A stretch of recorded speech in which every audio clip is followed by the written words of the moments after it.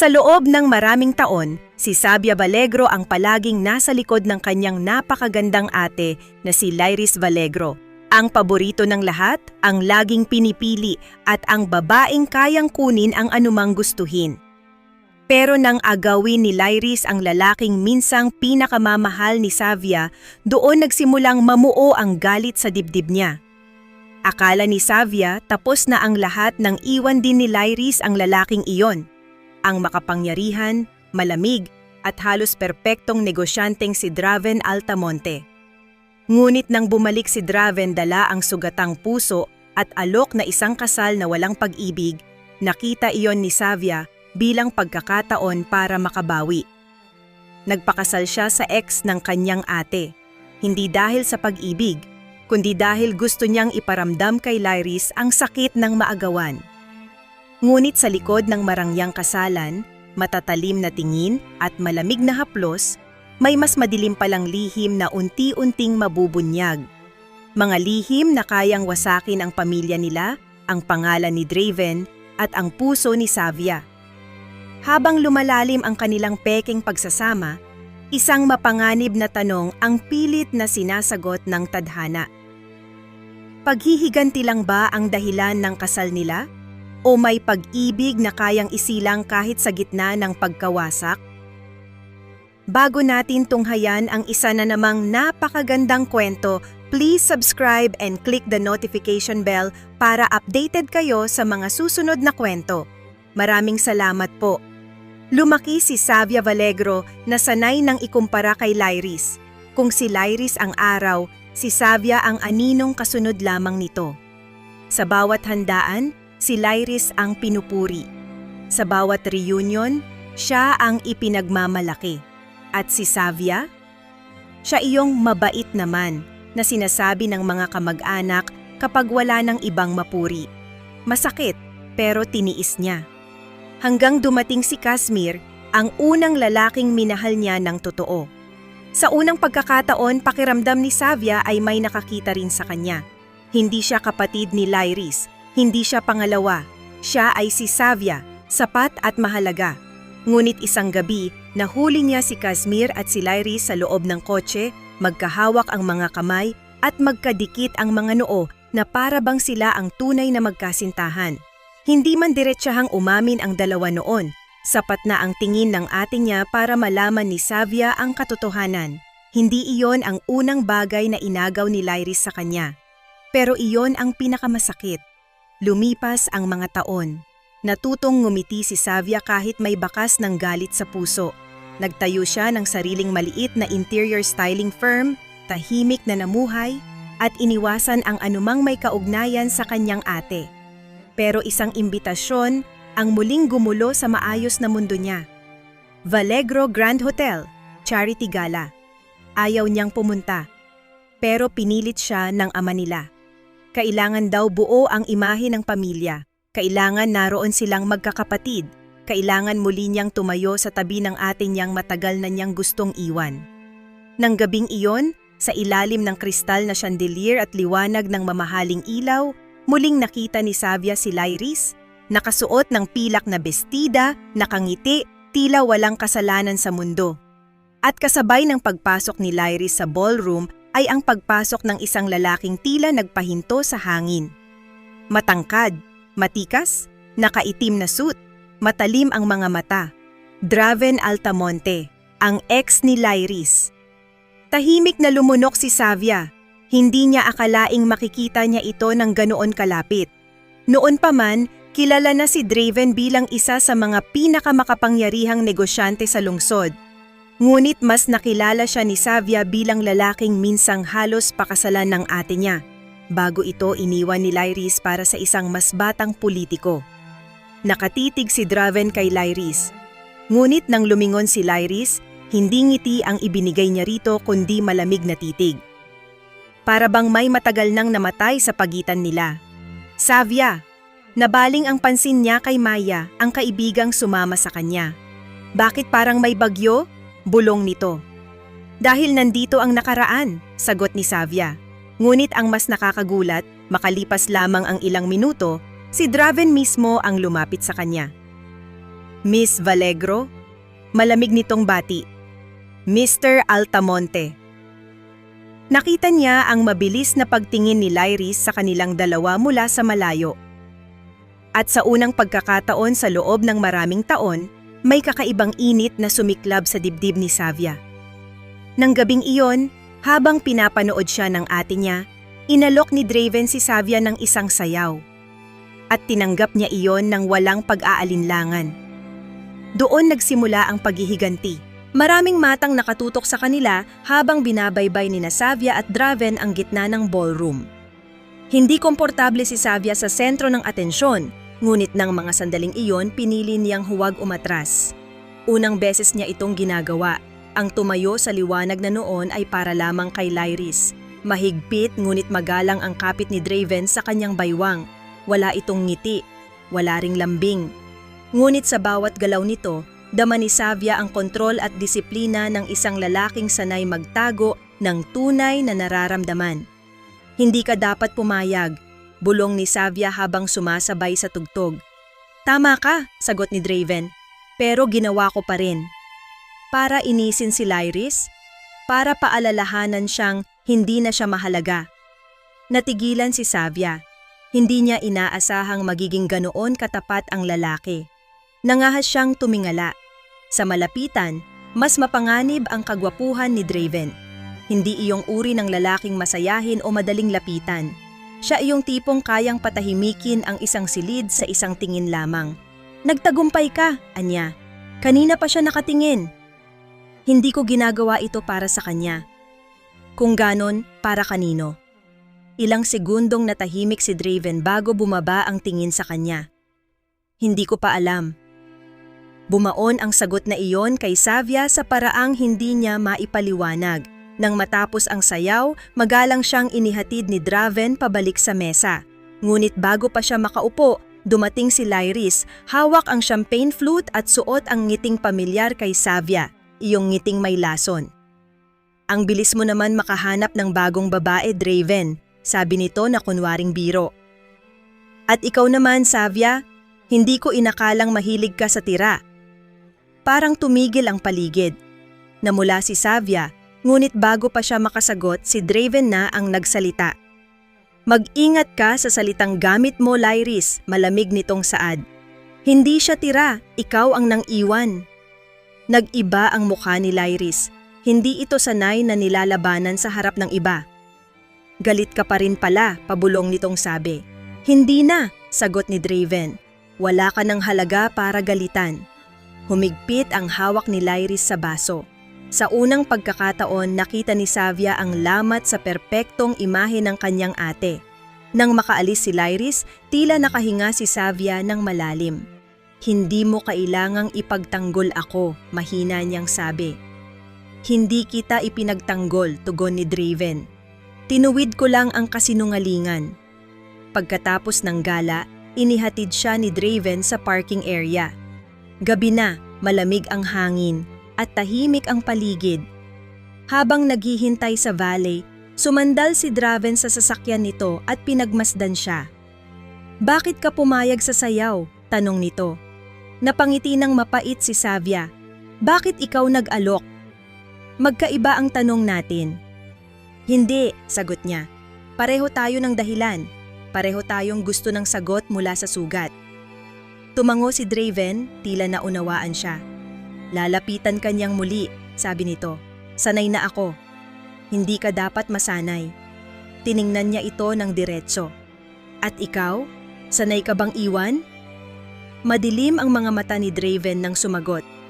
Hindi, pero natuto akong gumanti. Ang valet ang nagputol sa sandali.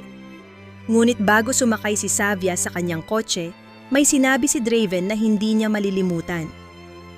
Magandang gabi, Miss Valegro. Pakiramdam ko, hindi pa ito ang huling sayaw natin. Habang pauwi, alam ni Savia na may nabuksang pinto na hindi na kayang isara pa. At sa likod ng isip niya may isang mapanganib na ideyang unti-unting nabubuo. 3 araw matapos ang gala, dumating si Lyris sa opisina ni Savia nang walang pasabi. Naka-designer dress, pulang lipstick, at tila pagmamay-ari pa rin ang buong mundo. Biglang nanikip ang dibdib ni Savia. Ganito palagi ang ate niya. Dumarating lamang kapag may gustong patunayan. "Cute ang place mo," sabi ni Lyris, pinagmamasdan ang maliit ngunit eleganteng studio ng kapatid. "Simple, very ikaw." Hindi nagpahalata si Savia kahit gusto niyang tumawa sa insultong binalot sa papuri. "Ano ang kailangan mo?" "Diretsahan tayo? Mabuti." Umupo si Lyris at ipinatong ang sunglasses sa mesa. "Lumayo ka kay Draven." Hindi na nagtaka si Savia. "Akala ko ba wala na siyang halaga?" "Wala nga, pero ayoko ng kalat." "Kalat?" Napataas ang kilay niya. "Kailan pa naging kalat ang isang simpleng sayaw? Kilalang kilala kita, Savia. Kapag may lalaking tumingin sa'yo ng kaunti, akala mo espesyal na agad. Masakit iyon. Ngunit iba na si Savia ngayon. Hindi na siya ang dalagitang umiiyak sa kwarto. "Mas kilala kita, ate," malamig niyang tugon. "Kapag may bagay na hindi mo na gusto, ayaw mo pa ring mapunta sa iba." Biglang tumigas ang anyo ni Lyris. "Huwag mong subukan." "Bakit? Dahil minsan mo siyang minahal? O dahil hindi mo matanggap na kaya ka na niyang talikuran?" Bumangon si Lyris. "Nakakaawa ka pa rin." "At ikaw," sagot ni Savia, "nakakatakot pa rin." Alam niyang nasaktan niya ang ate niya. Ngunit mas ikinagulat niya ang sarili dahil wala siyang pagsisisi. Kinagabihan, may dumating na mensahe mula sa hindi kilalang numero. "I need to talk." Draven.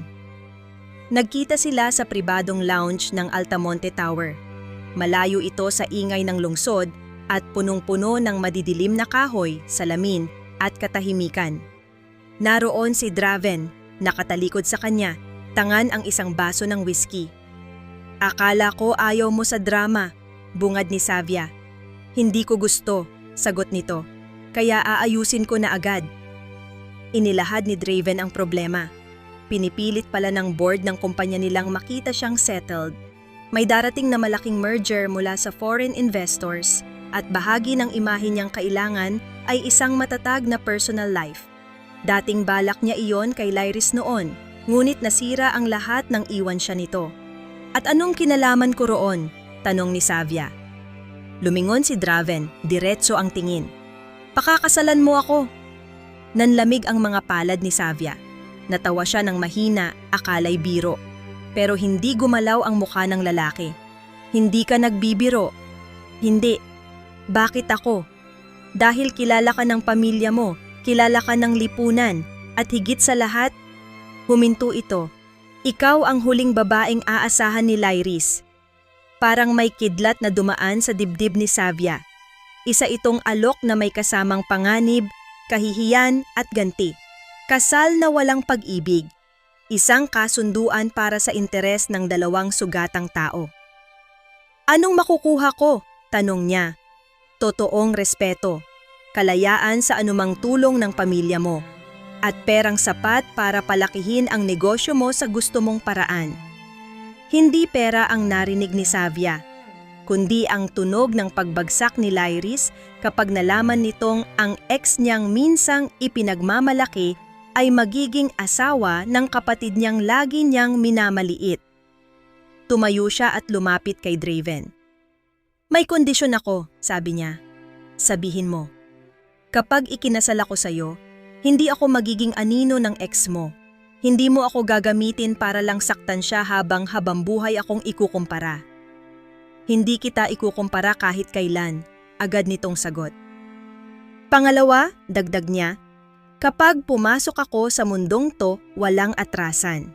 Bahagyang tumigas ang panga ni Draven. "Wala." Huminga ng malalim si Savia. Naroon ang sakit ng nakaraan, ang galit sa ate, ang pagnanais na minsan lang ay siya naman ang manalo. Iniabot ni Draven ang kamay niya. Tinitigan niya ito ng ilang segundo. Pagkatapos tinanggap niya, "Deal." At sa sandaling nagtagpo ang kanilang mga palad, parang kapwa nila pinirmahan ang isang digmaang hindi na pwedeng bawiin. Hindi pinatagal ni Draven at Savia ang lihim. Makalipas ang 5 araw, ipinatawag nila ang kani-kanilang pamilya sa isang pribadong hapunan sa Altamonte Manor. Ang mansyon ay tila palasyong tumutulo ang yaman, matataas na haligi, marmol na hagdan, at katahimikang parang laging may itinatagong sikreto. Dumating ang pamilya Valegro na puno ng pagtataka. Naroon si Tito Amaren, laging nakaayos at istrikto. Si Celestine, elegante ngunit mapanuri. At syempre si Lyris, na halatang hindi natuwa nang makita kung saan sila inimbitahan. Bago pa man ihain ang dessert, tumayo si Draven sa dulo ng mesa. Sa kanan niya ay si Savia, naka-burgundy na bestida at pilit kinakalma ang mabilis na tibok ng puso.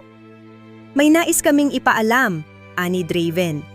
May engagement ba ulit kayo ni Lyris? Natatawang sabat ni Celestine, tila umaasang maibabalik ang dating plano. Hindi siya pinansin ni Draven. Kami ni Savia ay magpapakasal sa loob ng 1 buwan. Tumama ang katahimikan na tila sampal. Nahulog ang kutsara ni Celestine, nanigas si Amaren. At ang mukha ni Lyris, iyon ang pinakamasarap at pinakadelikadong tingnan. Dahan-dahan itong namutla, saka namula, parang hindi alam kung anong emosyon ang uunahin. "Excuse me?" singhal ni Lyris. "Hindi ka bingi," malamig na sabi ni Draven. Tumayo si Lyris at tumingin kay Savia na para bang ngayon lang siya nakita. "Anong laro ito?" "Hindi ito laro," sagot ni Savia, bagaman alam niyang nagsimula nga iyon bilang ganoon. "Ex ko siya," halos pasigaw na sabi ni Lyris. "At iniwan mo siya," putol ni Savia. "Wala kang karapatang magreklamo." "Pinagpipiestahan mo ba ako?" tanong ni Lyris, nanginginig sa galit. "Ganoon ka kababa?" Biglang tumayo si Celestine. "Savia, ano bang iniisip mo? Napakaraming lalaki sa mundo. Bakit ang dating nobyo pa ng ate mo?" Napakagat-labi si Savia.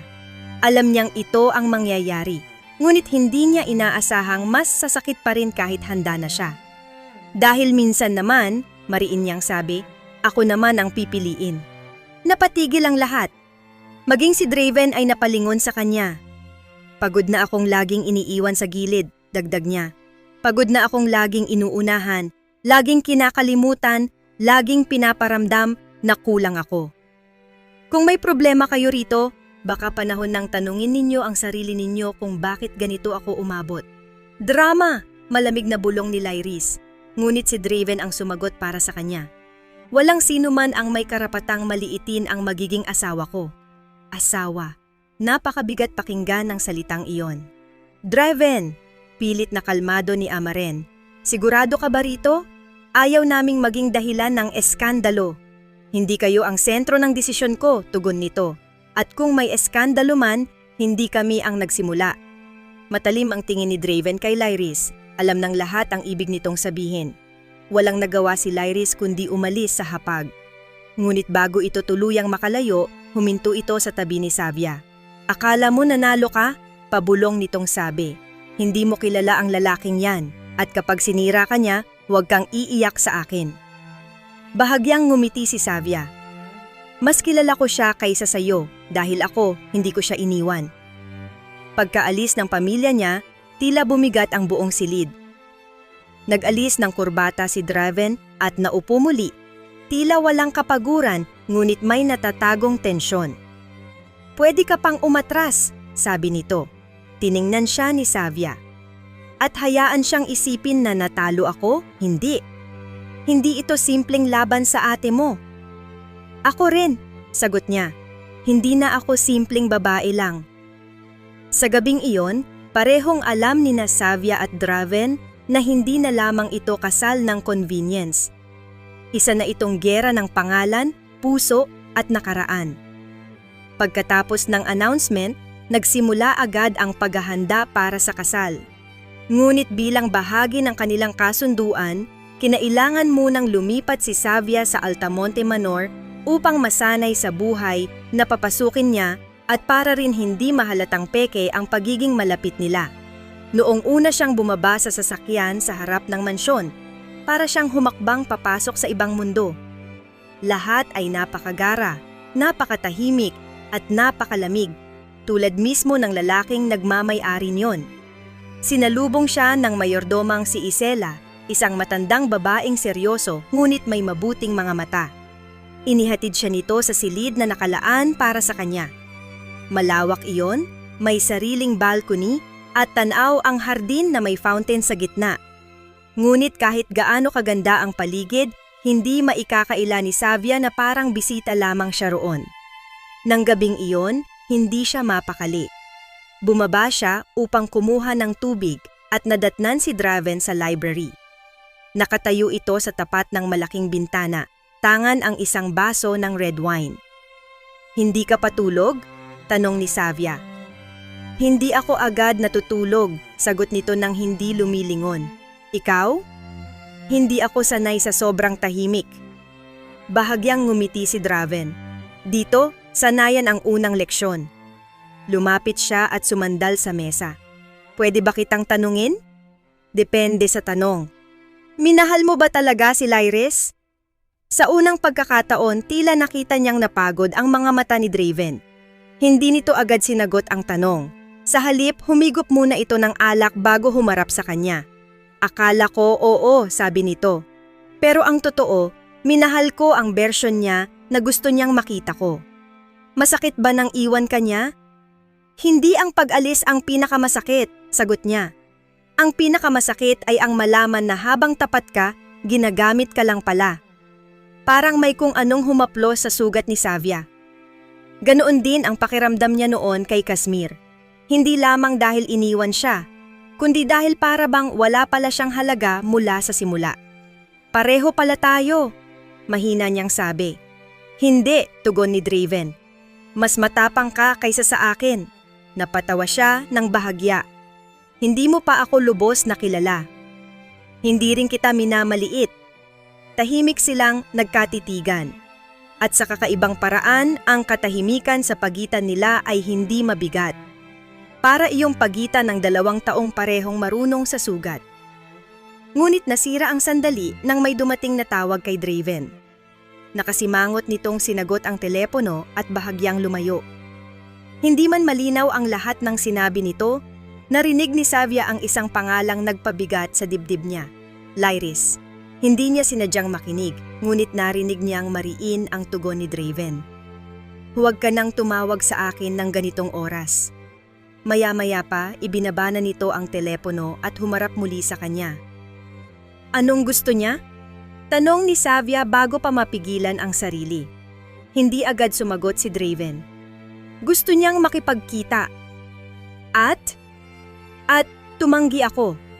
Hindi niya alam kung bakit may kakaibang ginhawang dumaloy sa loob niya. "Pero hindi siya titigil," dagdag ni Draven. Tumango si Savia. "Kilalang kilala ko siya.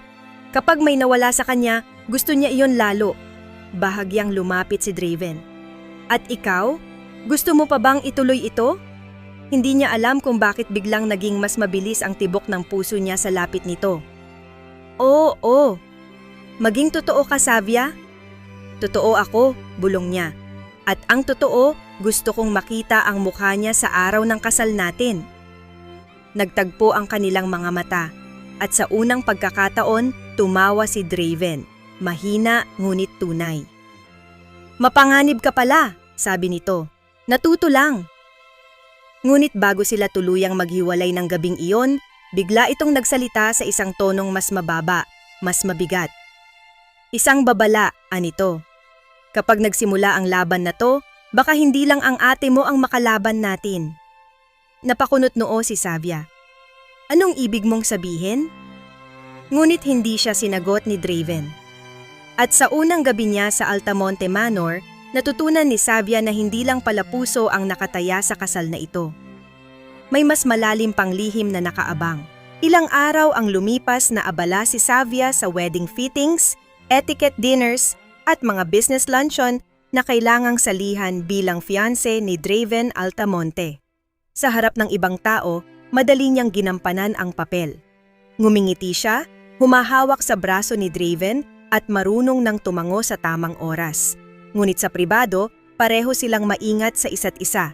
Parang 2 taong parehong ayaw masunog, ngunit pilit lumalapit sa apoy. Isang hapon, habang wala si Draven at naghihintay siya ng tawag mula sa kliyente, Nagpa siyang maglibot si Savia sa ikalawang palapag ng manor. Doon niya napansin ang silid sa dulo ng hallway na palaging nakasara.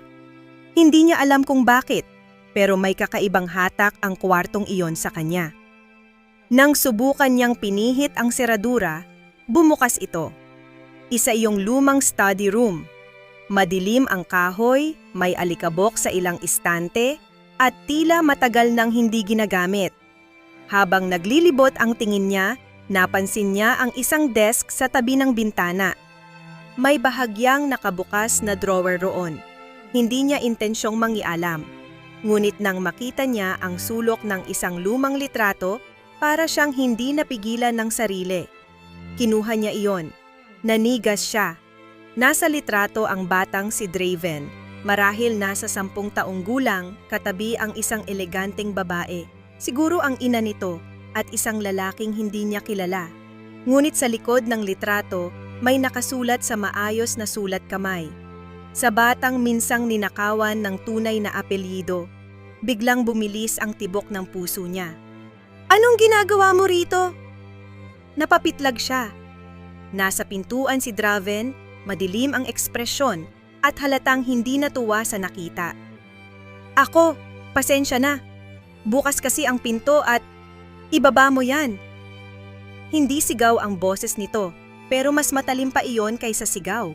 Dahan-dahang ibinalik ni Savia ang litrato sa mesa.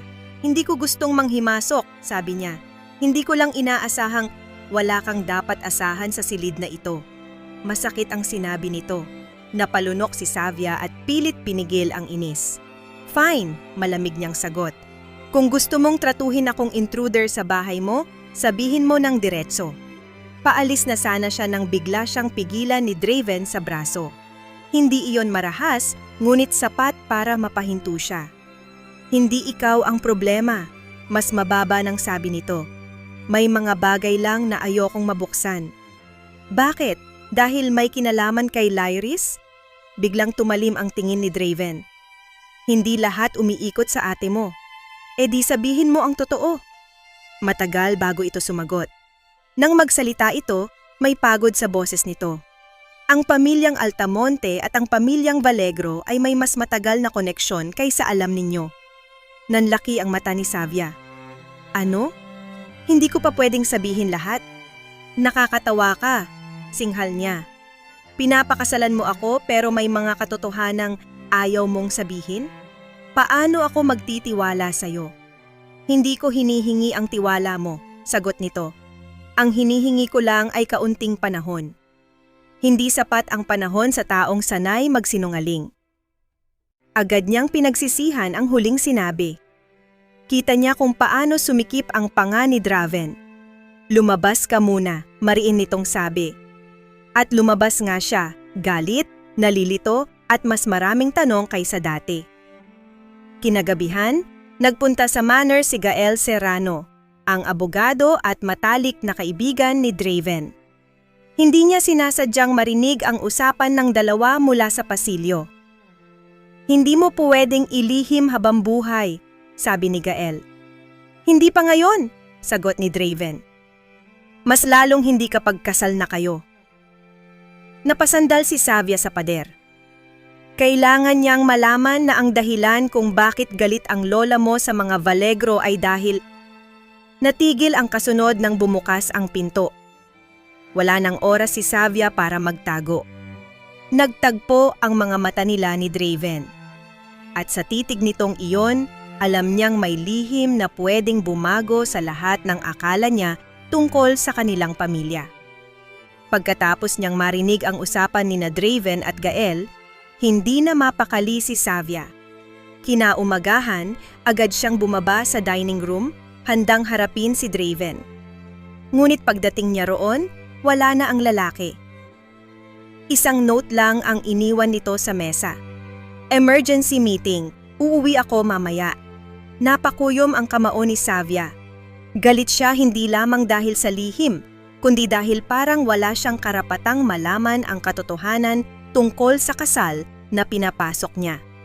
Sa halip na maghintay, nagpasiya siyang umuwi muna sa bahay ng mga magulang niya. Hindi siya nag-abiso. Gusto niyang makita ang mga mukha nila kapag nagtanong siya. Pagdating niya sa Valegro Residence, nadatnan niya si Celestine sa lanay, abala sa tsaa at sosyal na pag-uusap sa telepono. Nang makita siya nito, bahagyang nagulat ngunit agad ding nagsuot ng pamilyar nitong malamig na ngiti. Bumibisita ka pa pala rito. Ano ang koneksyon ng mga Valegro sa mga Altamonte? Diretsong tanong ni Savia. Nabura ang ngiti ni Celestine. Anong kalokohan yan? Alam mo ang sinasabi ko. Huwag mo akong bulahin. Ilang segundong katahimikan. Pagkatapos marahang ibinaba ni Celestine ang tasa. May mga bagay na hindi mo kailangang hukayin. Dahil madudumihan ang pangalan nyo? Matalim na tanong ni Savia. Doon lumabas si Amaren mula sa loob ng bahay. Sa itsura pa lang nito, alam niyang may narinig na ito. Hindi ka ba mapakali hanggat hindi ka gumagawa ng gulo? Galit nitong sabi. Napatingin si Savia sa ama. Ako? Ako ang gumagawa ng gulo? Hindi ba't kayo ang may mga lihim? Pinagmasdan siya ni Amaren, saka huminga ng mabigat. Noong araw may deal ang pamilyang Altamonte at ang lolo mo. May share sa lupa, may negosyo, may pangakong kasal sa susunod na henerasyon, pero nasira iyon. Paano nasira? Hindi agad sumagot ang ama niya. Dahil may dokumentong nawala, mahinang sagot ni Celestine. At dahil may isang batang lalaki ang nawalan ng karapatan sa kung ano ang dapat sana ay kanya. Nanlamig si Savia. Naaalala niya ang nakasulat sa likod ng litrato. Si Draven? Bulong niya. Ngunit bago pa masagot, biglang bumukas ang pinto at pumasok si Lyris. Nang makita siya, ngumiti itong may bahid panlalait. So nalaman mo na rin pala. Mabilis ang lingon ni Savia. Anong alam mo? Mas marami kaysa sa akala mo. Humakbang si Lyris palapit. Ang kasal nyo ay hindi lang tungkol sa revenge. Bahagi ka ng mas lumang utang ng pamilya. Anong sinasabi mo? Na ang pamilyang Altamonte ay sinira ng lolo natin, sagot ni Lyris. At ngayon baka ikaw ang paraan nila para makabawi. Parang sinampal si Savia. Hindi totoo yan. Hindi ba? Mapaklang tawa ni Lyris. Kaya pala bigla kang gustong pakasalan ng ex ko. Akala mo ba ikaw talaga ang pinili? Baka ginagamit ka lang niya para makabalik sa pamilya natin. Humapdi ang lalamunan ni Savia. Alam niyang maaaring nagsisinungaling lang si Lyris para saktan siya. Pero paano kung may bahagi roong totoo? Tumigil ka, mahinang sabi niya. Masakit? Tanong ni Lyris, lumalapit. Mas masakit pa rin ang makita kang nagpapaka-espesyal sa lalaking hindi naman talaga sayo. At doon, sa wakas, nawala ang natitirang pagpipigil ni Savia. Pak! Umalingaw-ngaw ang sampal sa buong sala. Nanlaki ang mata ni Lyris. Maging sina Amaren at Celestine ay natigilan. Nakakapagod ka na. Nanginginig, ngunit mariing sabi ni Savia. Lahat na lang gusto mong ariin. Mga tao, atensyon, nakaraan. Hindi mo kayang tanggapin na minsan, hindi ikaw ang pinili. Namumula ang pisngi ni Lyris sa tindi ng sampal at galit. Wala ka talagang class. At ikaw wala kang kaluluwa, sagot ni Savia. Hindi na siya naghintay pa. Umalis siya sa bahay na nanginginig ang buong katawan. Ngunit paglabas niya sa gate, may isang itim na kotse ang nakaparada sa harap. At nang bumaba si Draven mula roon, alam niyang narinig nito ang huling bahagi ng sagutan. Tahimik ang biyahe pabalik sa Altamonte Manor. Hindi nagsalita si Draven at hindi rin siya tinanong nito kung bakit basa ang mga mata niya. Ngunit ang katahimikang iyon ay mas mabigat pa sa anumang usapan. Pagdating nila sa manor, agad bumaba si Savia at dumiretso sa hardin. Kailangan niyang huminga. Kailangan niyang pakalmahin ang pusong tila sasabog sa galit at hiya. Hindi siya sanay na nakikitang mahina. Lalo na ni Draven. Ilang minuto pa, narinig niya ang mga yabag nito sa likod niya. Bakit hindi mo sinabi sa akin? Tanong niya. Hindi lumilingon. Dahil hindi ko alam kung paano sisimulan. Totoo ba ang sinabi ni Lyris? Mabilis siyang humarap. Ginagamit mo lang ba ako para gantihan ang pamilya ko? Nanatili si Draven sa harap niya. Matigas ang anyo. Noong una, bahagi iyon. Parang may malamig na kutsilyong tumarak sa dibdib niya. So, totoo nga. Noong una, ulit nito, mariing binigyang diin ang salita. Pero hindi na ngayon. Natawa si Savia, ngunit puno iyon ng sakit. Napakadaling sabihin yan. Alam ko. Hindi mo alam. Mabilis ang pagpatak ng mga luha niya ngayon at mas lalo siyang nainis sa sarili. Hindi mo alam kung gaano kahirap mabuhay na laging ginagamit ng ibang tao. Laging pangalawa, laging plano ng iba. Biglang lumambot ang tingin ni Draven. Alam ko, Savia. Wala kang alam. Alam kong pinili kita dahil akala ko magiging simple ang lahat. Dahil inisip kong magiging kasunduan lang ito. Pero mali ako. Huminga siya ng mabigat. Mali ka nga. Lumapit si Draven. Pinili kita dahil kapaki-pakinabang ka noon.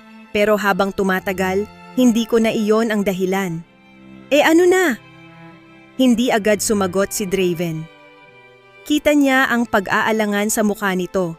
Ang isang lalaking sanay kontrolin ang lahat ngunit ngayon ay nahihirapan sa sariling damdamin. Kapag nasasaktan ka, mahina nitong sabi, naiinis ako. Kapag binabastos ka nila, gusto kong may sirain. At kapag iniisip kong may posibilidad na umatras ka sa kasal na ito, hindi ko gusto. Napatitig si Savia. Mas delikado ang mga salitang iyon kaysa sa pag-amin ng pag-ibig dahil ramdam niyang totoo. Lumapit pa siya ng isang hakbang. Hindi sapat ang gusto mo, Draven. Ano ang sapat? Katotohanan. Ibinaba ni Draven ang tingin, saka nagsalita.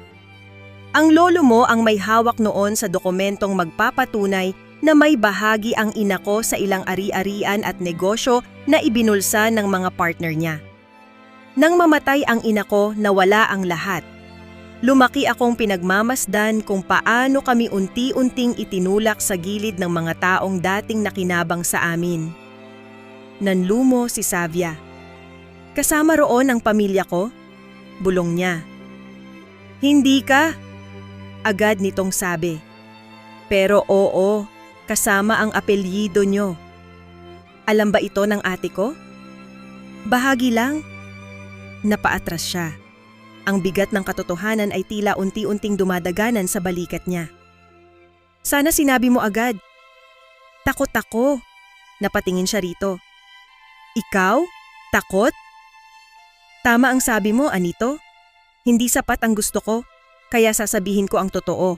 Takot akong kapag nalaman mo, iiwan mo rin ako tulad ng ginawa niya.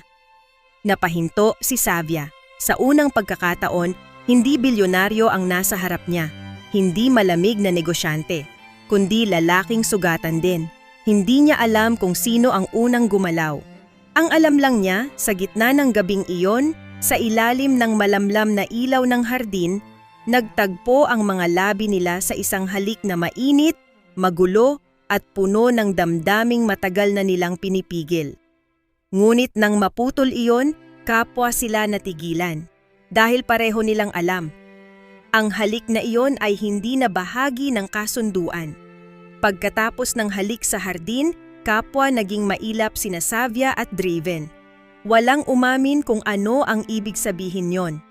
Sa umaga, maayos silang kumikilos sa harap ng mga staff. Sa gabi, maingat silang umiiwas sa mga sandaling maaaring maulit ang nangyari. Ngunit para kay Savia, huli na ang lahat. Hindi na niya kayang isiping simpleng paghihiganti lang ang kasal na ito. Sa isang bridal couture fitting sa hotel suite, kasama niya si Maya. Habang kinukuhanan siya ng sukat ng designer, hindi mapigilang mapansin ng kaibigan ang katahimikan niya. "Huwag mong sabihing nahuhulog ka na," bulong ni Maya nang mag-isa sila. Napatingin si Savia sa salamin. Nakasuot siya ng puting gown na halos pangarap ng kahit sinong babae. Ngunit sa likod ng ganda nito, ramdam niya ang bigat ng paparating na kapalaran. "Hindi ko alam," sagot niya. "Alam mo, ayaw mo lang sabihin." Umupo si Savia. "Masama ba yon?" "Hindi," sabi ni Maya. Ang masama, kung mahal mo na siya pero para sa kanya laro lang ang lahat. Mas lalong bumigat ang dibdib niya. Kinagabihan, may charity event na dapat nilang daluhan ni Draven bilang engaged couple. Marangya ang venue at halos lahat ng kilalang personalidad ay naroon. Pagdating nila, agad silang pinaligiran ng mga negosyante, socialites at press. Matatas si Draven sumagot at maayos namang nakasunod si Savia hanggang sa may isang babaeng reporter ang nagtanong ng malakas. Miss Valegro, kumusta naman ang pakiramdam na kayo ngayon ang pakakasalan ni Mr. Altamonte, gayong dati siyang muntik mapangasawa ng ate ninyo? Biglang tumahimik ang paligid. Nakita ni Savia ang mga matang sabik sa tsismis. Ang ganitong eksena ang kinatatakutan niya. Hindi ang intriga mismo, kundi ang pagtingin ng mga tao sa kanya bilang kapalit lang. Huminga siya ng malalim. Hahawak na sana siya sa pinakahuling pasensya nang maunahan siya ni Draven. Hindi ko gusto ang tanong na yan, malamig nitong sabi. Ngunit ngumiti lamang ang reporter. Public interest lang po. Then write this clearly, putol ni Draven. Hindi si Savia ang kapalit ng kahit sino. Siya ang babaeng pinili ko. Parang tumigil ang oras. Hindi lamang si Savia ang natigilan, pati ang mga taong nakapaligid sa kanila. Nanlaki ang mata ng reporter. So Mr. Altamonte, are you saying yes? Sagot ni Draven. At kung may susunod pang magpapababa sa dangal ng fiancé ko para gumawa ng headline, sisiguraduhin kong hindi na kayo iimbitahan sa alinmang event na pinopondohan ng Altamonte Group. Walang nagawa ang reporter kundi umurong. Pagkaalis ng media, halos hindi makapagsalita si Savia. Tumingin siya kay Draven, ngunit nakatuon pa rin ang atensyon nito sa ibang tao na tila walang kakaibang nangyari. Nang makahanap sila ng tahimik na sulok sa veranda, doon lang siya nakahinga ng maayos. Hindi mo kailangang gawin iyon, mahina niyang sabi. Kailangan, tugon ni Draven. Dahil bahagi iyon ng role ko bilang fiancé mo, ngayon lang ito napatingin sa kanya ng tuwid. Hindi! Kung gayon bakit? Lumapit si Draven. Dahil ayokong may ibang mag-isip na pangalawa ka lang. Napakurap si Savia. Parang may kung anong unti-unting nabubuo sa dibdib niya na mahirap nang itanggi. Ngunit bago pa siya makasagot, may isang pamilyar na boses ang sumingit mula sa likod nila. Ang sweet niyo naman! Sabay silang lumingon. Naroon si Lyris, nakasuot ng itim, may hawak na wine glass at mapanuksong ngiti. At dahil mukhang seryoso na kayo, dagdag nito, siguro panahon nang sabihin ko kay Savia ang tungkol sa gabing nagpunta sa kondo mo si Draven. 1 linggo bago niya ako niyaya ulit noon. Nanlamig si Savia. At sa tingin ni Draven, alam niyang totoo ang sinasabi ni Lyris. O may bahagi itong kayang sirain ng lahat. Hindi agad nakapagsalita si Savia. Nakatingin lang siya kay Draven, naghihintay ng pagkontra. Pagsisinungaling. Anumang magpapatunay na panibagong laro lang ito ni Lyris. Ngunit ang katahimikan ni Draven ang unang sumagot. See? Mapaklang sabi ni Lyris. Akala mo ikaw ang una niyang pinili? Tumigil ka, mariing sabi ni Draven. Bakit? Hindi ba gusto mo ng katotohanan? Tumikhim si Lyris at tumingin kay Savia. Pumunta siya sa kondo ko 1 linggo bago ako tuluyang nakipaghiwalay sa kanya. Nakiusap pa nga. Nanikip ang dibdib ni Savia. Draven? Mahinang tawag niya. Sa wakas, nagsalita ang lalaki. Pumunta ako roon. Parang bumigat ang sahig sa ilalim niya. Pero hindi para makiusap na bumalik siya. Sinungaling! Singhal ni Lyris. Pumunta ako roon, mariing sabi ni Draven, para ibalik ang singsing at tapusin ng maayos ang lahat, hindi para habulin ka. Ngunit nakita ni Savia ang kislap sa mata ni Lyris, ang titig ng isang babaeng may hawak pang alas. Oh? Sabihin mo rin sa kanya ang nangyari pagkaraang isara ko ang pinto. Hindi agad sumagot si Draven. Anong nangyari? Tanong ni Savia nanginginig. Lumingon si Draven sa kanya. Hinalikan niya ako. Napalunok si Savia. At? Bulong niya. Mabilis ko siyang itinulak palayo. Tumawa si Lyris. You expect her to believe that? Wala akong pakialam sa paniniwala mo. Malamig na sagot ni Draven. Ngunit para kay Savia, sapat na ang impormasyong iyon para maggulo ang isip niya. Kahit sabihin pang itinulak nito si Lyris, ang mismong ideyang nagkaroon pa ng sandaling ganoon sa pagitan nila ay parang kumakalmot sa puso niya. Hindi na siya naghintay pa. Iniwan niya ang dalawa sa veranda at dumiretso sa hallway. Mabilis ang hakbang at halos hindi makahinga.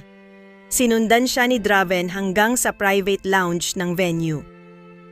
Savia, wag muna, sabi niya, nakatalikod. Makinig ka sa akin. Mabilis siyang humarap. Anong gusto mong marinig ko? Nawala lang yon? Na dapat tanggapin kong may mga bahagi ng nakaraan nyo na lagi kong madadatnan kahit ayoko? Wala akong nararamdaman para sa kanya. Pero meron noon. Past iyon. Past na lagi kong kaharap sa present. Natahimik si Draven. Napapikit si Savia. Hindi ko kayang maging pampalit lang. Hindi na napigilan ni Draven ang sarili. Hinawakan nito ang mga balikat niya. Marahan ngunit mariin. Tumingin ka sa akin, sabi nito. Dahan-dahan siyang tumingala. Hindi kita pinakasalan dahil wala na si Lyris, mariin nitong sabi. Pinakasalan kita dahil sa'yo. Dahil ikaw ang babaeng marunong lumaban kahit paulit-ulit nasasaktan. Dahil ikaw ang babaeng hindi ko kailangang hulaan kung totoo. Dahil kapag kasama kita, hindi ko kailangang magbantay sa likod ko. Napuno ng init ang mga mata ni Savia. Bakit ngayon mo lang sinasabi? Dahil ngayon lang ako sigurado. Naging tahimik silang dalawa, tila lumulutang sa gitna ng magulong gabi. Ngunit muli pinutol iyon ng isang tawag, si Gael. Pagkasagot pa lang ni Draven, nakita agad ni Savia ang pagbabago ng mukha nito. Ano? Matigas nitong sabi. Sigurado ka? Napatingin siya. Pagkatapos ng tawag, humarap sa kanya si Draven na tila lalong bumigat ang dalahin. May problema? Sabi nito. Anong problema? May naglabas ng lumang dokumento sa board. Anong dokumento? Isang kasunduang pirmado ng lolo mo at ng lola ko, sagot ni Draven. At ayon doon, may obligasyong dapat matagal nang natupad sa pagitan ng dalawang pamilya. Anong obligasyon? Mabigat ang boses ni Draven nang sagutin niya iyon.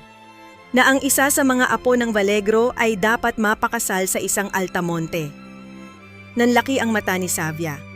At sa unang pagkakataon kinilabutan siya hindi dahil sa paghihiganti, kundi dahil baka ang buong kasal nila ay matagal nang isinulat ng mga kasalanan ng mga yumao. Mula sa event ay diretsong nagpunta sina Savia at Draven sa opisina nito sa Altamonte Tower. Naroon na si Gael, may mga dokumentong nakalatag sa mesa at ekspresyong masyadong seryoso para maliitin. Inilahad nito ang lumang kontrata. Ilang dekada na ang nakalipas, bago pa man sila ipanganak, nagkaroon ng business collapse ang isang bahagi ng Altamonte Estate. Upang protektahan ang ilang assets, nakipagkasundo ang lola ni Draven sa lolo ng mga Valegro. Bilang kapalit ng pagtulong sa kapital at ilang legal na proteksyon, magkakaroon ng formal na pag-iisang dibdib ang susunod na henerasyon ng dalawang pamilya. Parang sinaunang nobela, bulong ni Savia, ngunit walang bahid biro roon. Hindi ito basta kasunduan lang, sabi ni Gael. May kasamang land trust at estate rights. Kapag natuloy ang kasal, may ilang bahagi ng dating tinakpang assets na pwedeng legal na buksan ulit. Tumingin si Savia kay Draven. Kaya mo ako pinili. Mariin ang tanggi nito. Hindi ko alam ang dokumentong ito hanggang ngayon. Pero alam mong may koneksyon ang pamilya natin.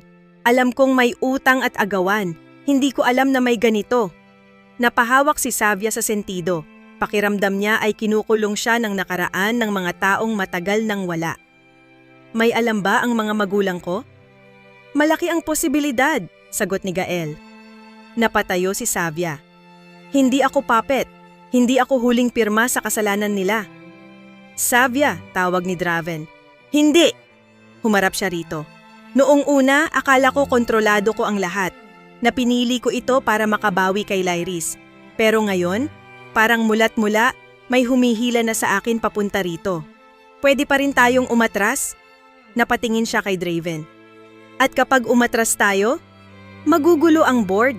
Maaaring gamitin ng kalaban kong shareholders ang dokumentong ito laban sa akin. At siguradong gagamitin ng pamilya mo ang pag-atras mo para palabasing unstable ka. Napatawa si Savia ng mapait. Ang galing! Kulong ako sa bawat direksyon. Nagpaalam muna si Gael upang bigyan sila ng pribadong oras. Nang silang dalawa na lang, naupo si Savia sa couch at tumitig sa kawalan. Lumapit si Draven at tahimik na naupo sa harap niya. Galit ka ba sa akin? Tanong nito. Hindi agad siya sumagot. Hindi ko alam kung sayo ba ako galit o sa lahat ng taong gumawa ng kapalarang ito para sa atin.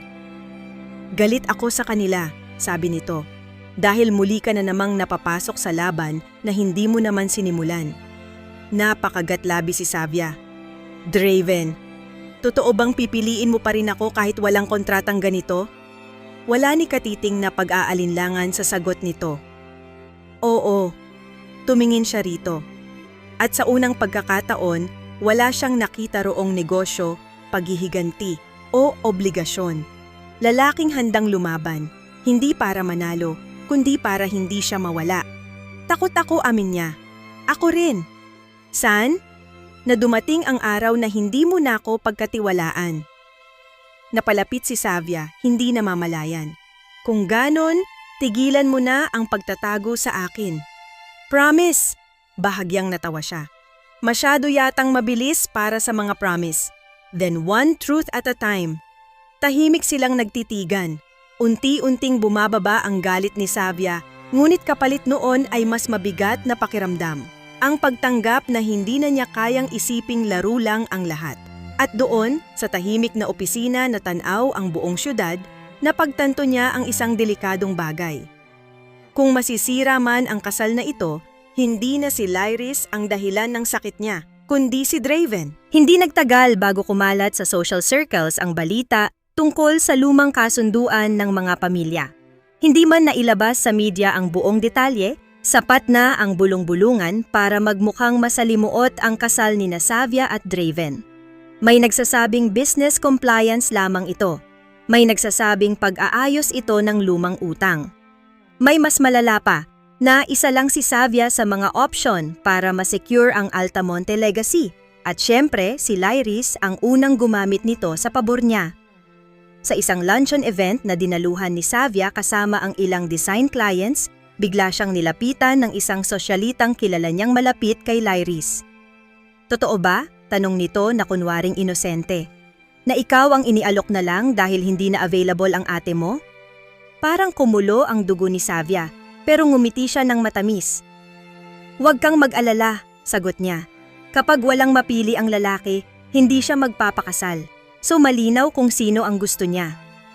Ngunit, hindi doon nagtapos ang panggugulo. Kinagabihan, may lumabas na anonymous post sa isang high society gossip page. May lumang litrato ni Draven at Lyris. Kasunod ang isang bagong larawan ni Draven at Savia. Ang caption, "From the older sister to the younger one, keeping it in the family." Parang gusto niyang basagin ang telepono niya. Nanggigil siya sa galit at hiya. Pero higit sa lahat, nasaktan siya.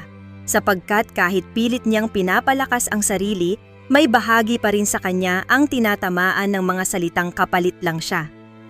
Pumasok si Draven sa silid niya ng gabing iyon matapos kumatok. "Nakita mo?" tanong niya. "Oo." "Aayusin ko." Ngunit umiling si Savia. Hindi sapat ang pagbura sa post, kailangan matigil si Lyris. "Wala tayong pruweba na siya iyon." "Hindi ko kailangan ng pruweba para kilala ang ate ko." Lumapit si Draven at iniabot sa kanya ang tablet. May laman itong screenshot ng isa pang mensahe, galing sa private account ni Lyris sa isa sa mga event organizers, Pilit humihingi ng invitation para sa kasal at reception seating layout. Nagpaplanong manggulo, sabi nito. Napangiti si Savia, ngunit mapanganib ang anyo ng ngiting iyon. Mabuti! Napakunot noo si Draven. Mabuti? Oo, sagot niya, dahil kapag dumating siya roon, mas masakit ang makikita niya. Nagtagpo ang kanilang mga mata. At sa unang pagkakataon, tila tinanggap na rin ni Draven na hindi na mahinang babae si Savia. Marunong din siyang lumaban sa paraang elegante ngunit matalas. Kinabukasan, sinadya ni Lyris ang bridal preview sa hotel. Dumating itong nakaputiring dress, halatang sinasadya ang eksena. Tumigil ang lahat nang pumasok ito sa fitting room area. Oops, sabi nitong kunwaring nahihiya. Hindi ko alam na bawal pala ang magmukhang mas maganda kaysa bride. Hindi nagsalita si Savia.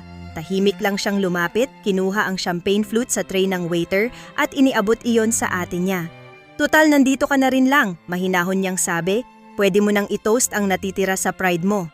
Namula si Lyris sa galit. At para malinaw, dagdag ni Savia, marahang ibinaba ang tingin sa suot nitong puti. Ito ang huling beses na magmumukha kang bride sa kwentong to. Nagpalakpakan ng mahina ang ilang stylists at coordinators na matagal nang nakaramdam sa tensyon ng magkapatid. Hindi pa man makabawi si Lyris, pumasok si Draven sa fitting area. Diretsong lumapit ito kay Savia, hinawakan ang baywang niya at hinalikan siya sa noo sa harap ng lahat.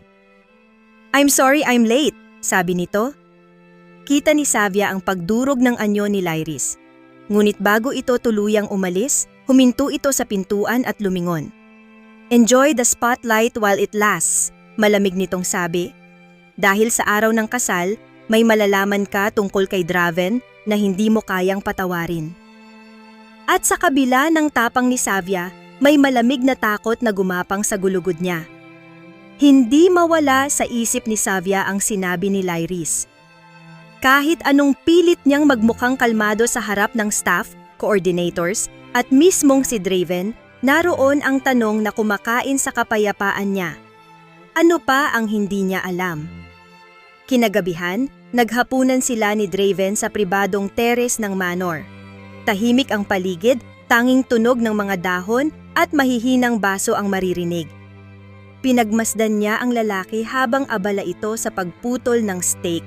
Gaya ng dati, kalmado, kontrolado, mahirap basahin. "May gusto akong itanong," sabi niya. "Ask." "May sikretong pwedeng sumira sa atin?" Huminto si Draven, hindi agad sumagot. Minsan mas masakit pa sa kasinungalingan ang katahimikan. "Meron," sa wakas ay sabi nito. Nanikip ang dibdib niya. "At hindi mo pa rin sasabihin?" "Hinihintay ko ang tamang oras." Napatawa si Savia ng mapakla. "Sikat talaga kayo ng pamilya ko sa tamang oras. Siguro kapag wasak na ang lahat, saka pa kayo aamin." "Savia?" "Hindi, sabihin mo na ngayon."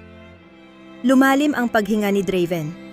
May isang deal noon sa pagitan ni Lyris at ng ilang tao sa board. Gusto nila akong pahinain para mapasakamay nila ang ilan sa hawak kong kumpanya. Napatayo si Savia. Kasabwat si Lyris? "Hindi ko masabing buo, pero may papel siya." "Bakit hindi mo agad sinabi?" "Dahil wala akong matibay na ebidensya noon, at ayokong isipin mong ginagamit ko ang pagkamuhi mo sa ate mo." Napailing siya. "Hindi mo naiintindihan. Mas gusto ko nang masaktan sa totoo kaysa patawanin sa kasinungalingan." Tumayo rin si Draven at lumapit sa kanya. "May isa pang dahilan." "Ano?"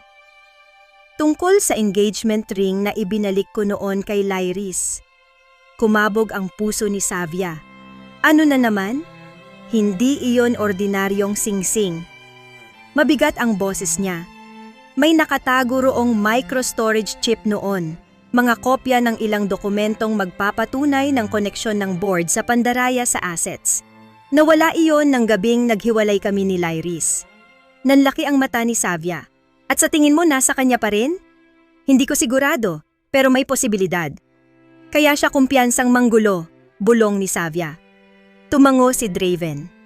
Kung hawak niya iyon, Kaya niyang magpasabog ng eskandalo sa mismong araw ng kasal. Napakuyom ang kamao ni Savia. So hindi lang pala siya selosa, delikado siya. Iyon ang sinusubukan kong protektahan ka.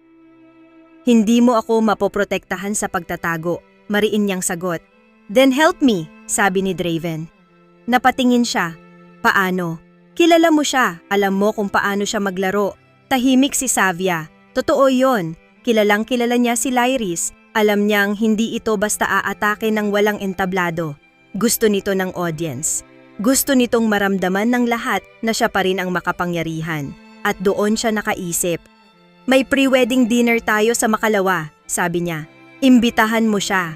Napakunot noo si Draven. Sure ka? Kapag may bala siya, doon siya gagalaw.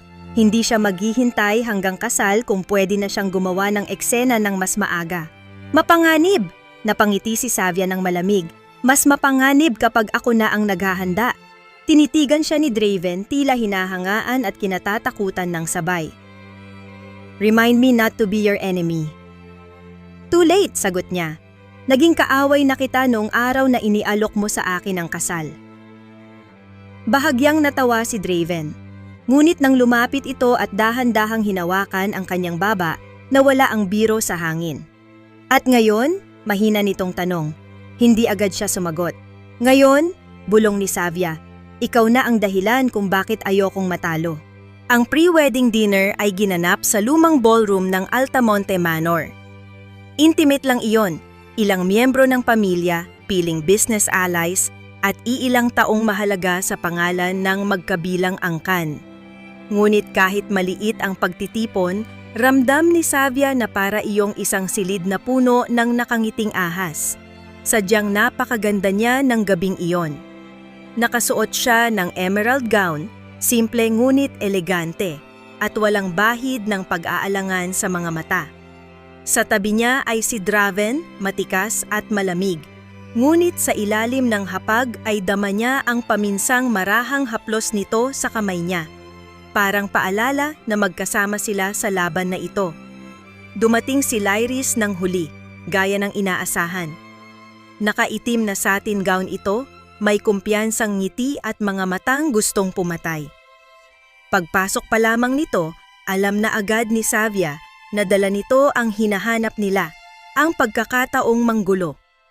Nagsimula ang hapunan sa formal na mga toast at nakakalokang papuri tungkol sa pagkakaisa at bagong yugto ng pamilya. Halos masuka si Savia sa pagpapanggap. Ngunit tiniis niya iyon dahil alam niyang hindi pa nagsisimula ang totoong eksena. Dumating ang sandali nang tumayo si Lyris para magbigay raw ng maikling speech bilang kapatid ng bride. Napatigil ang kwentuhan sa mga mesa. Tunay na nakakatuwa, simulang sabi nito, matamis ang boses, na makita ang kapatid kong si Savia na sa wakas ay nakahanap ng lalaking pipili sa kanya.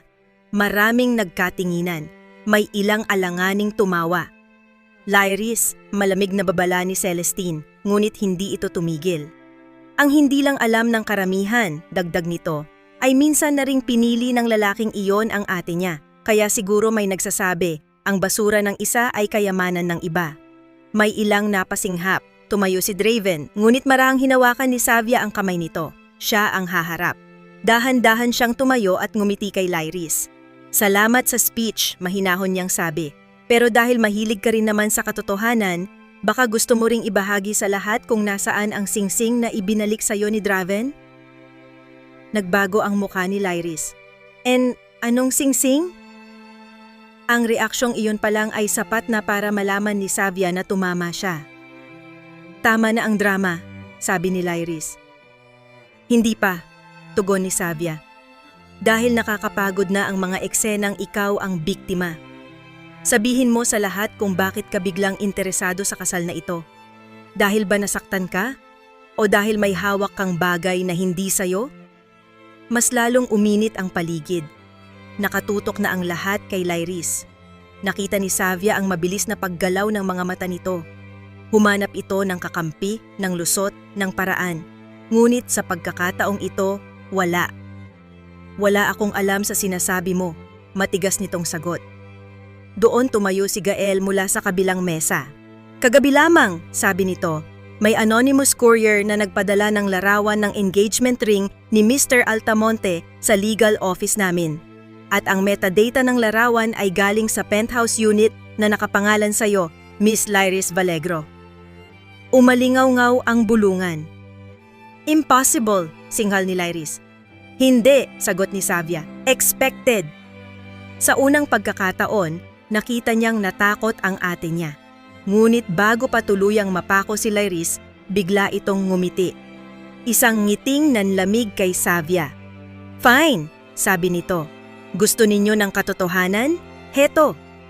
Dahan-dahan nitong inilapag ang wine glass at tumingin kay Savia ng tuwid. Hindi ka kayang mahalin ni Draven ng buo. Nanikip ang dibdib ni Savia, ngunit nanatili siyang matatag. "Dahil?" malamig niyang tanong. "Dahil may dahilan kung bakit siya lumapit sa pamilya natin. Hindi lang sa utang, hindi lang sa kasunduan." Huminto si Lyris, saka ibinuga ang mga salitang parang kutsilyo. Siya ang dahilan kung bakit na-ospital si Kuya Elian noon. Namutla si Savia. Si Elian, ang kuya nilang namatay pagkaraan ng aksidente, maraming taon na ang nakalipas. At sa gabing iyon, naramdaman niyang may bagong bangungot na bumukas sa gitna ng kanilang kasal. Pagkarinig sa pangalang Elian, para bang nabingi si Savia sa sumunod na mga tunog. Ang bulungan sa ballroom ay naging ingay na malayo. Ang tanging malinaw lang sa kanya ay ang sariling mabilis na tibok ng puso at ang malamig na ekspresyon ni Lyris, na para bang ngayon lang nito na ibigay ang pinakamatamis na lason. "Elian?" bulong niya, halos hindi marinig ang sariling boses. Nakita niya ang mabilis na pag-igting ng panga ni Draven. "Tama na, Lyris," babala nito. Ngunit nakangiti lamang ang ate niya. "Bakit? Hindi mo ba sinabi sa kanya? Akala ko ba truth night tayo?" Muling bumalik sa alaala ni Savia ang kapatid nilang si Elian. Ang kuya nilang mabait, tahimik, at palaging tagapamagitan kapag nag-aaway silang magkapatid. Taon na ang nakalipas nang mamatay ito matapos ang matagal na pagkakakoma mula sa isang aksidente sa kalsada. Sa pamilya nila, halos ipinagbawal na ang pangalan nito. Masyadong masakit, masyadong madilim.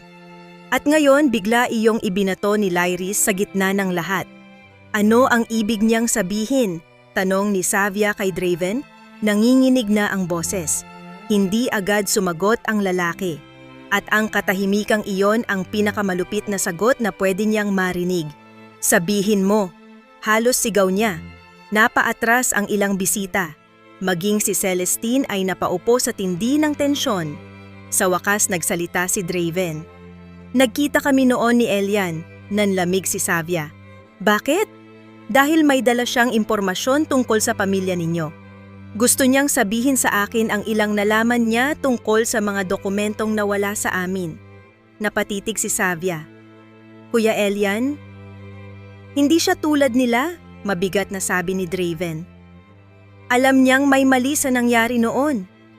"Then what happened?" Napapikit si Draven na tila pilit inuunat ang pinakamasakit na bahagi ng alaala. "Nagkita kami sa Coastal Road. Siya ang nagmaneho. Nagkaroon kami ng pagtatalo dahil ayaw niyang ilantad agad ang lahat. Gusto muna niyang kausapin ang ama ninyo. Umalis siya ng mag-isa. At pagkatapos, nabangga ang sasakyan niya." Napaatras si Savia. "Kasama ka ba?" "Hindi." "Pero naroon ka." "Oo," humapdi ang lalamunan niya. "Bakit hindi mo sinabi?" "Dahil nang dumating ang pulis, tinakpan ng pamilya ninyo ang lahat. Biglang ako ang ginawang lalaking gumugulo at agad akong pinalayo ng lola ko para hindi na lumala ang laban." "Sinungaling!" sigaw ni Lyris. "Sinundan mo si kuya, kayo ang nag-away." "Ako ang huling nakausap niya," sagot ni Draven. "Pero hindi ako ang bumasag sa buhay niya."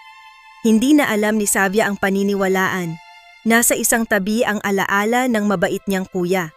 Sa kabila ang lalaking unti-unti na niyang minahal. Parehong may bahid ng sakit, parehong may parte sa gabing iyon. Hindi na niya kinaya ang bigat. Tumalikod siya at mabilis na umalis sa ballroom. Humabol si Draven, ngunit hindi siya huminto hanggang makarating sa terrace na madilim at malamig ang hangin. "Huwag mo akong sundan!" sigaw niya. Ngunit nandyan na si Draven. "Savia, makinig ka. Huwag mo akong tawaging ganyan na para bang wala kang itinago." Umiiyak na, sabi niya. "Kuya ko iyon. Alam ko." "Alam mo? Alam mo?" Nanginginig siya sa galit. "At pinabayaan mo akong pumasok sa kasal na ito nang hindi ko alam na konektado ka sa pinakamasakit naming alaala?" Napababa ng tingin si Draven. "Kasalanan ko iyon."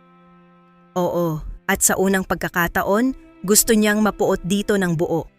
Pero ang problema, hindi niya magawa. Dahil sa kabila ng galit, nakita niya sa mukha ni Draven ang isang lalaking matagal nang pinaparusahan ng alaala. "Hindi ko alam kung sino ka," bulong ni Savia. Masakit ang naging sagot nito. "Minsan hindi ko rin alam kung karapat-dapat pa ba akong mahalin." At sa gabing iyon, habang ang kasal ay ilang araw na lamang, unang beses na naisip ni Savia na baka hindi paghihiganti ang totoong sisira sa kanila, kundi ang multo ng isang kapatid na hindi na nakauwi. Hindi umuwi si Savia sa manor ng gabing iyon. Sa halip, dumiretso siya sa lumang apartment ni Maya, kung saan siya tahimik na pinagkape at hinayaang umiyak ng walang tanong. Magdamag siyang halos walang tulog. Sa bawat pagpikit niya, mukha ng kuya niyang si Elian ang nakikita niya. Masayahin, kalmado, at laging handang umalalay sa kanya noong bata pa sila. Kinabukasan, maaga siyang bumalik sa lumang bahay ng pamilya nila. Hindi para kausapin ang mga magulang niya, kundi para hanapin ang kwarto ni Elian, ang silid na matagal nang pinananatiling sarado ni Celestine na para bang kapag hindi ginalaw, hindi rin gagalaw ang sakit. Tahimik siyang pumasok roon. Nandoon pa rin ang mga libro nito, gitara, at ilang karton ng lumang gamit. Habang hinahalukay niya ang isang kahon ng mga notebook at papeles, may isang envelope na nahulog mula sa pagitan ng mga lumang magazine. Nakalagay sa labas ng sobre ang sulat kamay na agad niyang nakilala. "Para kay Savia, kung sakaling dumating ang araw na kailangan mo ng totoo." Nanginig ang mga daliri niya habang binubuksan iyon. Sa loob ay isang sulat. Binasa niya iyon nang may humahagulgol na hininga. "Savia, kung binabasa mo ito, ibig sabihin, may nangyayaring hindi na kayang itago ni na mama at papa. May mga nalaman ako tungkol sa negosyo ng pamilya at sa mga Altamonte. Hindi lahat ng kwento sa atin ay totoo. May mga taong nasaktan dahil sa katahimikan natin. Nakilala ko si Draven. Hindi siya ang halimaw na gustong ipinta ng ilan. Galit siya, oo, pero may dahilan siya. Kung may mangyari man sa akin, gusto kong malaman mong hindi ko siya itinuturing na kaaway. May isang bagay akong dadalhin sa meeting namin. Ebidensya tungkol sa pagkawala ng ilang dokumento at tungkol sa tunay na papel ng isang tao sa pamilya natin. Hindi ko pa masasabi ng buo hanggat hindi ko nakukumpirma. Pero pakiramdam ko may tinatago si Lyris at natatakot akong baka handa siyang sirain ang lahat para lang manatiling paborito. Kung dumating ang araw na kailangan mong pumili sa pagitan ng sinabi nila at ng konsensya mo, piliin mo ang konsensya mo. Ikaw ang pinakamatapang sa ating tatlo, kahit hindi nila iyon nakikita." Kuya Elian, napaupo si Savia sa sahig habang mahigpit na hawak ang sulat. Parang sabay-sabay siyang sinampal at niyakap ng nakaraan. Hindi si Draven ang itinuring na kaaway ng kuya niya. At si Lyris, may tinatago na noon pa man. Agad siyang lumabas ng silid, tangan ang sulat. Sa sala, nadatnan niya sina Celestine at Amaren. Pareho silang natigilan nang makita kung ano ang hawak niya. "Saan niyo itinago ito?" nanginginig niyang tanong. Namutla si Celestine. "Savia, makinig ka muna." "Hindi! Ilang taon niyo itong itinago sa akin?" Huminga ng mabigat si Amaren. "Hindi mo pa kayang unawain noon." "Pero kaya ko na ngayon," sagot niya. "At ang totoo, mas lalo ko kayong hindi maintindihan. Pinoprotektahan ka lang namin," sabi ni Celestine. "Sa kasinungalingan?" Tumingin si Savia sa ama niya. May kinalaman ba si Lyris sa aksidente ni Kuya? Nanlaki ang mata ni Celestine. Anong sinasabi mo? Ngunit hindi agad sumagot si Amaren. At iyon ang pinakamabigat sa lahat. Sa wakas ay naupo ito na tila biglang tumanda. Noong gabing iyon, mahina nitong sabi, si Lyris ang huling nakausap ni Elian bago siya umalis para makipagkita kay Draven. Parang lumubog ang tiyan ni Savia. At sinabi niyang galit siya kay Elian, dagdag nito, dahil may alam itong bagay na pwedeng sumira sa kanya.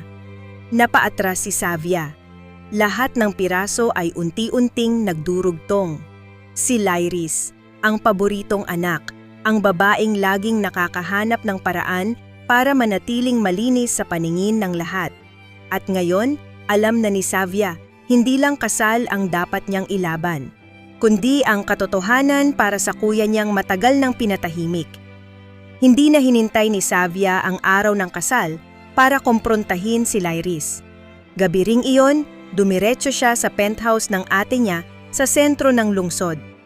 Walang kaba sa mga hakbang niya, galit at katotohanan na ang nagtutulak sa kanya. Pagbukas ni Lyris ng pinto, agad nitong nakita ang sulat sa kamay niya. Sa unang pagkakataon, hindi pagmamalaki ang dumaan sa mukha nito, kundi kaba. Saan mo nakuha yan? Tanong nito. Sa kwarto ni Kuya Elian, sa lugar na pinagtaguan ninyo ng katotohanan. Pilit nang ngumiti si Lyris.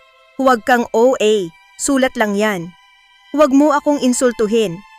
Pumasok si Savia nang hindi naghihintay ng paanyaya. May alam ka sa gabing na aksidente si Kuya. Napasinghap si Lyris at isinara ang pinto. Hindi ako ang bumangga sa kanya. Pero may ginawa ka, tahimik. Anong sinabi mo sa kanya bago siya umalis? Lumingon si Lyris sa malawak na city lights sa labas ng salamin. Bakit mo pa inaalam? Patay na siya. Wala nang mababago. Sa'yo wala, sa akin meron. Huminga ng malalim si Lyris. Fine, gusto mo ng totoo? Sinabi ko sa kanya na tumigil na siya sa pakikialam, na huwag na niyang guluhin sina mama at papa sa mga hinala niya, dahil kapag itinuloy niya, mawawala sa atin ang lahat. Lahat? O ang meron ka? Napatingin ito sa kanya. May mga dokumentong nakita si Kuya noon, dugtong ni Savia. At alam niyang may kinalaman ka. Suminghal si Lyris. Bata ka pa noon para maintindihan. Laging si Elian ang mabait, ako ang masama, ikaw ang kawawa, nakakapagod na. Answer me! Oh, sigaw ni Lyris. Ako ang nagsabi kay mama noon kung nasaan ang ilang papeles ng Altamonte. Dahil gusto kong matapos na ang problema nila sa pamilya natin. Dahil sawa na akong mabuhay sa utang ng matatanda. Nanlaki ang mata ni Savia. Pero hindi ko gustong mamatay si Elian, dugtong nito, humihingal. Sinundan ko siya ng gabing iyon. Gusto ko siyang pigilan. Nakita kong mabilis siyang umalis matapos kaming mag-away. Umuulan.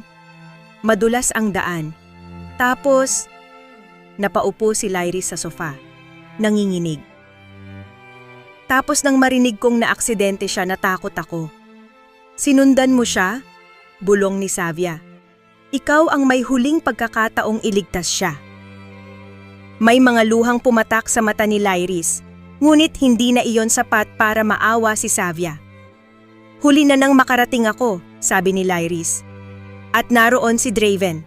Siya ang tumawag ng tulong. Naniga si Savia. Kaya pala, bulong niya. Pero mas madaling sisihin siya. Mahina ngunit mapait na, sabi ni Lyris.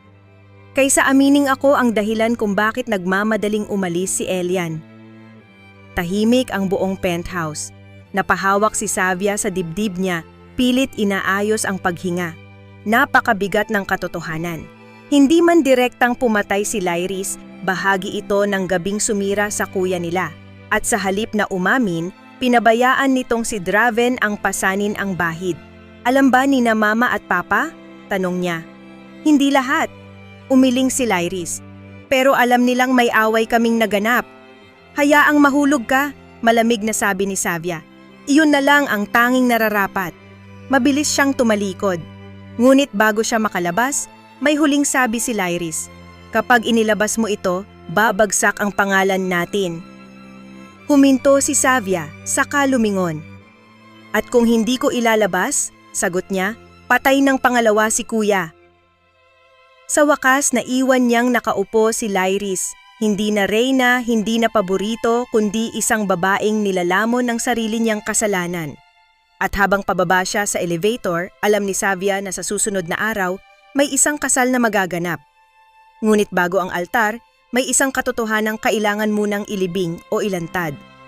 At pipili siya ng paglalantad. Dumating ang araw ng kasal na parang bagyo sa gitna ng liwanag. Napakaganda ng umaga, maaliwalas ang langit, kumikislap ang mga puting rosas sa hardin ng Altamonte Manor at tila lahat ay eksaktong ayon sa plano. Ngunit sa loob ni Savia, wala ni isang bahagi ang payapa. Nasa bridal suite siya, nakasuot ng puting gown na sakto sa kanyang hubog at may mahabang laylayan na parang humihila sa lahat ng lumang sakit niya. Abala si Maya sa pag-aayos ng belo, ngunit alam nitong may mas mabigat na bumabagabag sa kaibigan. "Nagdesisyon ka na?" tanong nito. Tumingin si Savia sa salamin. Hindi na ang dating mahiyain at laging pangalawang kapatid ang nakikita niya roon. Naroon ang isang babaeng dumaan sa galit, kahihiyan at pagdududa, at ngayoy handa ng pumili para sa sarili. "Oo," sagot niya. "Sigurado ka?" "Hindi sa kasal," mahinang sabi niya, "kundi sa katotohanan." Makalipas ang ilang minuto, dumating si Gael sa suite, may dalang maliit na envelope at pendrive. "Nasa akin na ang kopya ng statement ni Lyris mula sa voice recorder sa penthouse elevator lobby," sabi nito. Mahina pero malinaw ang ilang bahagi. Sapat para patunayang sinundan niya si Elian at itinago ang totoo. Napakapit si Savia sa sulat ni Elian sa kamay niya. "Nasaan si Draven?" tanong niya. "Nasa Chapel Garden. Hinihintay ka. Pero sinabi kong huwag muna siyang papasukin." Tumango siya. "Good." Pagdating ng oras, nagsimulang tumugtog ang musika. Sunod-sunod ang pagpasok ng mga bisita. Eleganteng nakaupo ang mga socialites, business tycoons, at dalawang pamilyang ilang taon nang may bahid ng kasinungalingan. Sa harap ng garden aisle, naghihintay si Draven sa altar. Nakaitim na suit, guwapo, tahimik, at tila pinipigil din ang sariling kaba. Nang bumukas ang pinto sa dulo ng aisle at lumitaw si Savia, napatigil ang lahat, ngunit hindi siya agad naglakad. Sa halip, humarap muna siya sa mga bisita. Nagkatinginan ang lahat. Bago ako lumakad sa altar, malinaw na sabi niya, "May isang bagay muna akong hindi na kayang ilihim." Biglang namutla sina Celestine at Amaren. Nasa ikatlong hanay si Lyris, nakasuot ng maputlang champagne dress at biglang tumigas ang anyo. "Savia," babala ni Celestine, ngunit hindi siya natinag. Matagal nang may kasinungalingang bumabalot sa dalawang pamilyang narito. Matagal nang may taong pinaparusahan para sa gabing hindi naman siya ang tunay na dapat managot. Napatayo si Draven. Hindi siya nagsalita. Hinayaan niya si Savia. "Ito ay para sa kuya kong si Elian," pagpapatuloy niya. "At para sa lahat ng taong ginawang tahimik para lang manatiling malinis ang pangalan ng iba." Ibinigay niya kay Gael ang senyas. Tumunog mula sa speakers ang recording. Mahina ngunit malinaw ang ilang salita ni Lyris. "Sinundan ko siya. Natakot ako. Mas madaling si Draven na lang ang sisihin." Nagkagulo ang mga tao. "Turn that off!" sigaw ni Lyris, tumatayo. "Hindi," mariing sabi ni Savia. "Ngayon ka lang mananahimik." Nanginig si Celestine. Napaupo si Amaren na tila nawalan ng lakas. Samantalang si Lyris, sa wakas, ay wala ng mukhang mailalaban. "Hindi ko siya pinatay," sigaw nito, umiiyak. "Pero pinatay mo ang katotohanan," sagot ni Savia. Tahimik ang paligid matapos ang komosyon. Ang bulong-bulungan ay naging mabibigat na tingin. Ang ilang bisita ay unti-unting tumayo at lumayo. Ang iba na may nanatili, sabik sa kasunod. At sa gitna ng lahat ng iyon, tumingin si Savia kay Draven sa altar. Hindi na ito kasal ng paghihiganti. Hindi na rin ito kasal ng mga multo. Ngayon kailangan niyang pumili. Lalakad ba siya palapit sa lalaking minsang itinuring niyang sandata? O tatalikod siya para sa isang bagong simulang siya lang ang may hawak? Matapos ang revelasyon, parang huminto ang buong seremonya sa pagitan ng gulo at katahimikan. Ang ilang bisita ay gustong umalis, ang ilan na may naghihintay kung tuloy pa ba ang kasal. Sa gilid, pilit pinapakalma ni Celestine si Lyris na ngayoy tuluyang wasak ang make-up at dignidad. Ngunit wala nang ibang mahalaga kay Savia kundi ang lalaki sa altar. Nakatayo roon si Draven, hindi gumagalaw, tila hinahayaan siyang siya ang magpasya sa lahat. Walang puwersa, walang pagpilit, wala ring pagsusumamo. Isang tahimik na paghihintay lang, na para bang sinasabi nitong kahit ano ang piliin niya, rerespetuhin niya iyon. At marahil iyon ang unang beses na may lalaking tunay na nagbigay sa kanya ng karapatang pumili. Dahan-dahang humakbang si Savia. 1, 2, 3. Bawat hakbang sa aisle ay tila paglayo niya sa lumang sarili. Ang babaeng takot sa anino ng ate, ang babaeng sanay magpatawad kahit wasak na, ang babaeng pumapasok sa kasal dahil lang sa galit. Nang makarating siya sa harap ni Draven, tahimik pa rin ang lahat.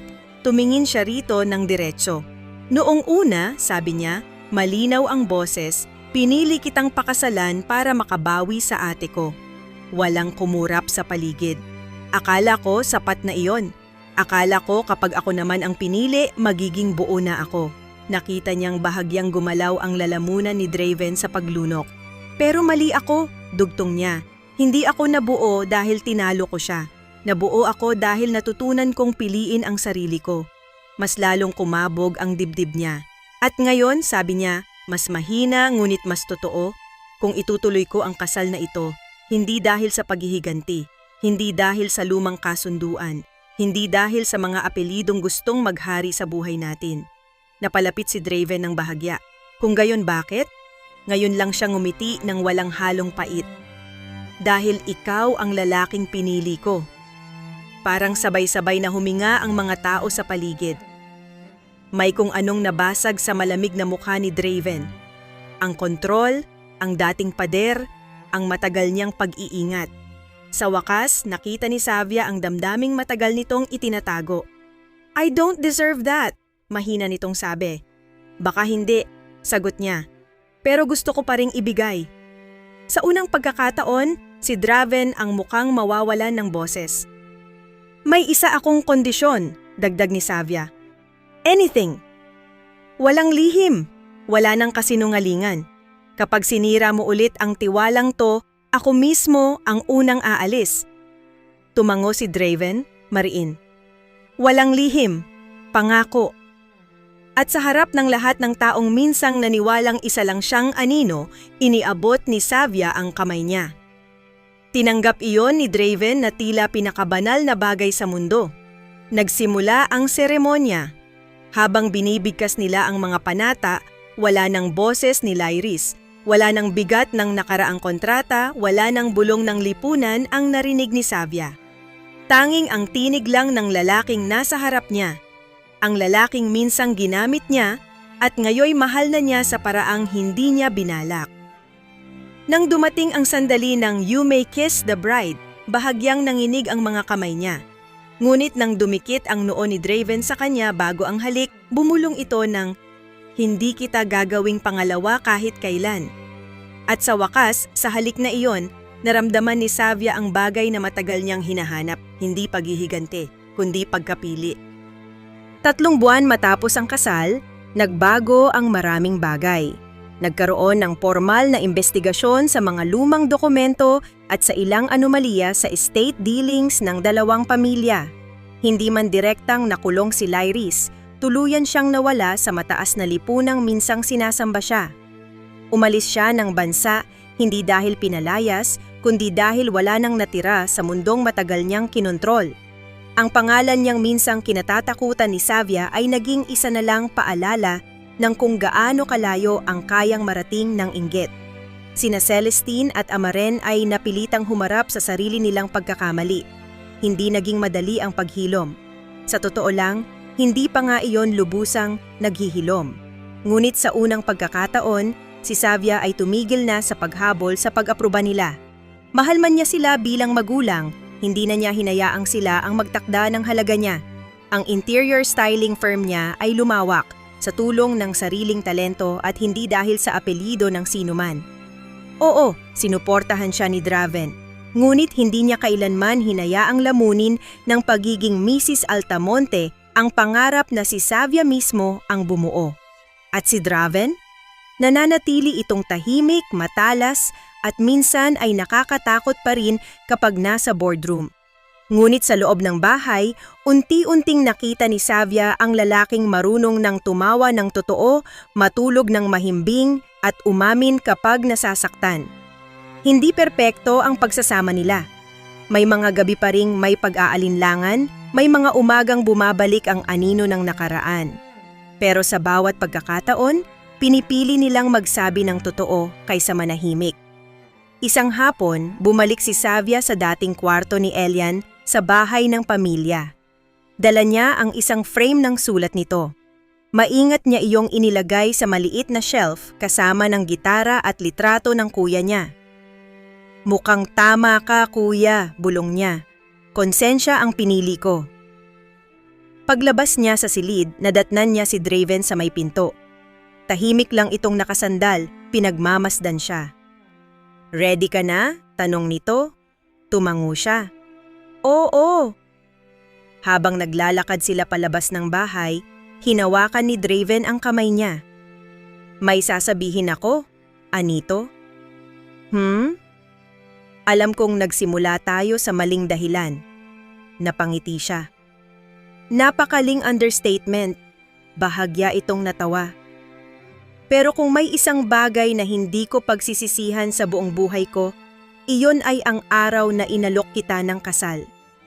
Huminto si Xavier at tumingin dito. "At kung may isang bagay namang ipinagpapasalamat ako sa lahat ng sakit na dinaanan ko." Lumapit siya at hinawakan ang kwelyo ng asawa. "Iyon ay ang araw na tumigil akong mabuhay sa anino ng iba." Dahan-dahan siyang hinalikan ni Draven sa noo. Sa paglubog ng araw, magkahawak kamay silang lumabas ng gate ng bahay na minsang naging kulungan ng paghahambing, katahimikan at takot. At ngayon, sa wakas, hindi na siya bumabalik bilang kapatid ni Lyris o anak ng mga Valegro o babaeng nagpakasal para makabawi. Bumabalik siya bilang si Xavier, ang babaeng nasaktan, ang babaeng lumaban, ang babaeng natutong pumili ng sarili bago pumili ng iba. At higit sa lahat, ang babaeng hindi na kailanman magiging pangalawa, wakas.